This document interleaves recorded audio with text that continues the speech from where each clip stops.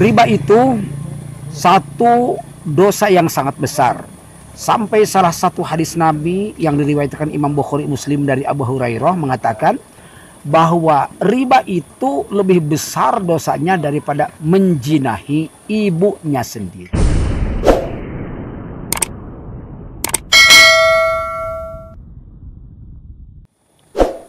Assalamualaikum warahmatullahi wabarakatuh. Waalaikumsalam warahmatullahi wabarakatuh. Sahabat, saat ini boleh diakui atau tidak, tapi ini adalah sebuah hal yang sangat faktual ketika masyarakat dihadapkan dengan kesulitan ekonomi, sementara di media sosial banyak tawaran tentang pinjaman.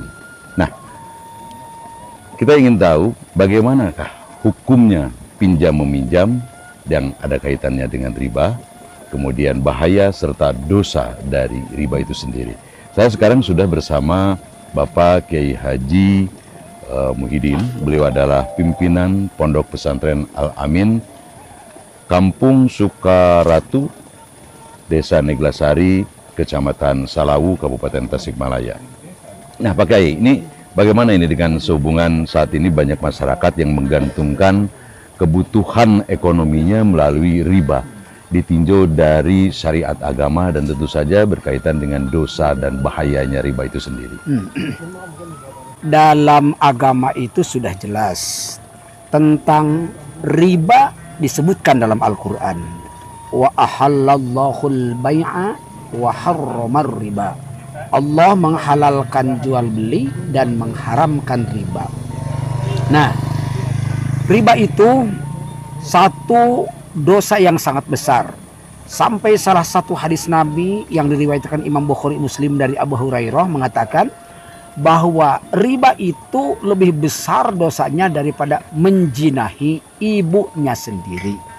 Dosanya lebih besar daripada berzina dengan ibunya sendiri.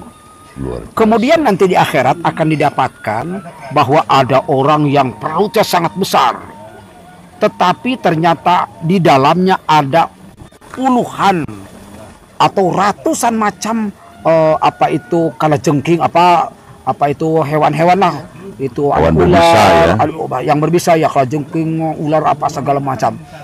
Dan ketika ditanya, siapakah wahai Jibril itu? Oh, itu adalah mereka yang ketika hidupnya suka memakan riba.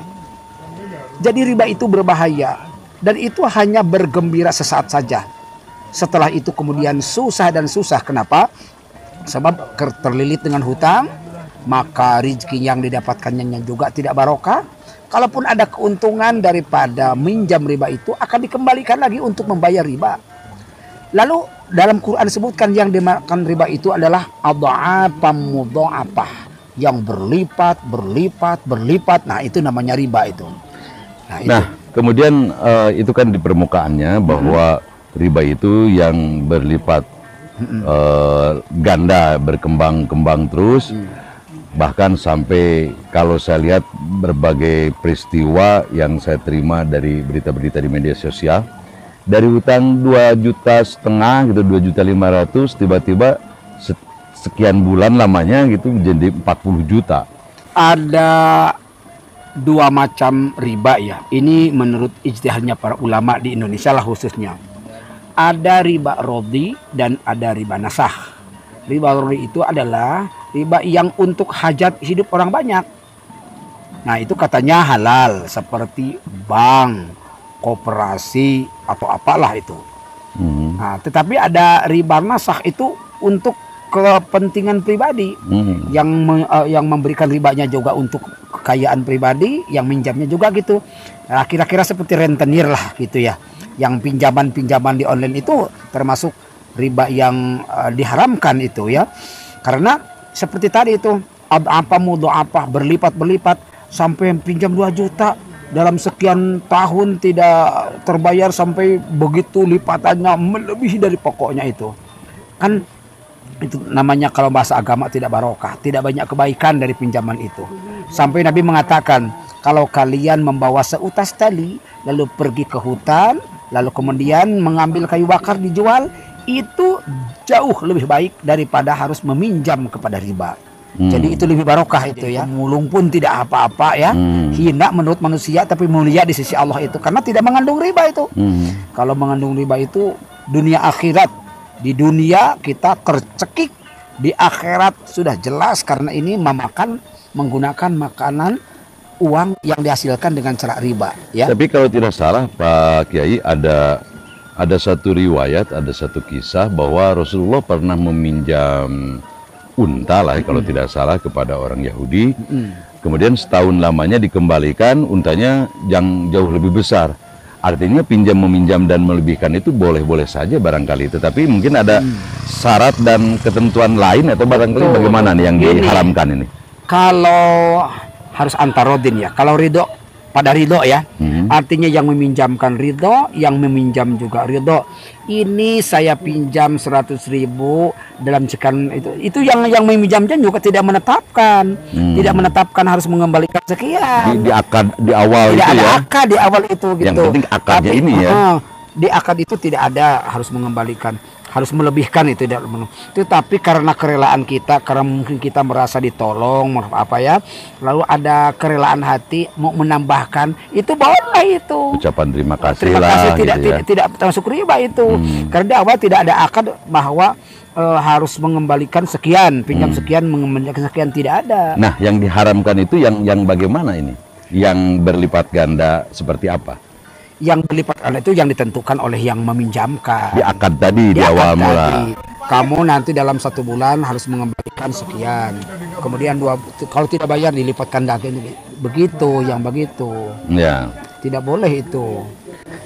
Ya, ternyata memang betapa besar dan berat ancaman Allah Subhanahu wa taala dalam firman-Nya, Ya, betul, dalam betul. hadis-hadis Nabi.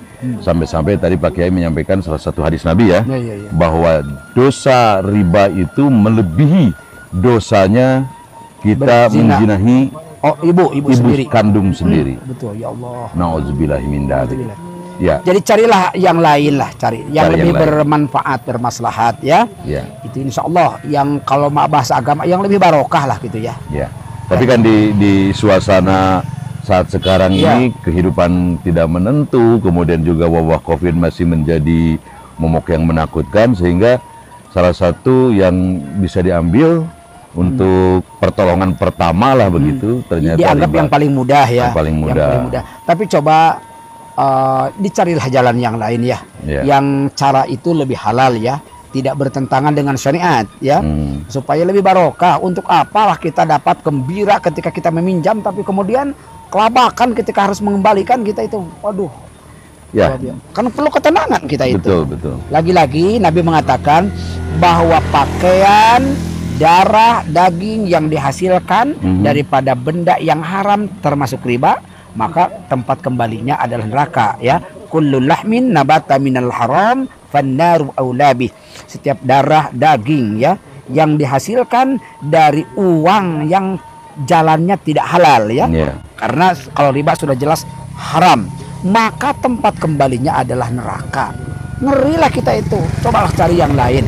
Insya Allah ketika kita berniat untuk mencari jalan yang lain, Allah akan berikan jalan keluar insya Allah. Jadi menghadapi kesulitan. Karena ini yang terasa sulit itu bukan hanya kita saja, di mana-mana ini. Ya. Tapi jangan mencari ini yang paling mudah minjam. Minjamnya mudah, tapi mengembalikannya yang tidak mudah, susah kan mengembalikannya itu. Tidak bisa dengan istilah darurat lah, nggak bisa ya. Iya. Ya, memang sahabat banyak sekali dalil-dalil yang mengharamkan atau tidak bolehkan riba dalam Al-Quran. Disebutkan juga tidaklah dia bangun di alam barzah nanti ketika dari pasca kematian kecuali ia berwujud setan kalau tidak salah ya. Banda itu banyak sekali dalil tentang riba itu, lebih dari 100 itu. Lebih dari 100 ya. Itu dalil dari hadis saja itu. Kalau saya bawa kitabnya bisa saya bacakan semua itu. Dan itu berat-berat semua ancamannya. Semua berat, janganlah itu. Ya. Baik. Dengan satu dalil-dalil Quran saja sudah kita itu sudah harus sudah cukup ya. Wa ahallallahul bai'a wa harramar riba, dan Allah menghalalkan jual beli dan mengharamkan riba. Nah, itu penjelasannya hadis itu ratusan nih tentang itu, tentang keharaman riba itu. Ya, sekali lagi sahabat, hati-hati dengan praktek riba karena sepertinya manis tetapi ujungnya sangat-sangat pahit. dan tidak ada penawarnya kecuali bertaubat. Baik, itu saja, mudah-mudahan bermanfaat. Terima kasih Pak Kiai. Ya, maka sama-sama. Mudah-mudahan ini menjadi pencerahan bagi umat yang sekarang ini sedang banyak kesulitan, mengingat suasana yang seperti ini kita sangat memaklumi. Tapi sekali lagi, hukum Allah harus ditegakkan dan harus kita pegang erat. Sekali lagi, mudah-mudahan bermanfaat. Wabillahi taufiq wal hidayah. Wassalamualaikum warahmatullahi wabarakatuh. Waalaikumsalam warahmatullahi wabarakatuh.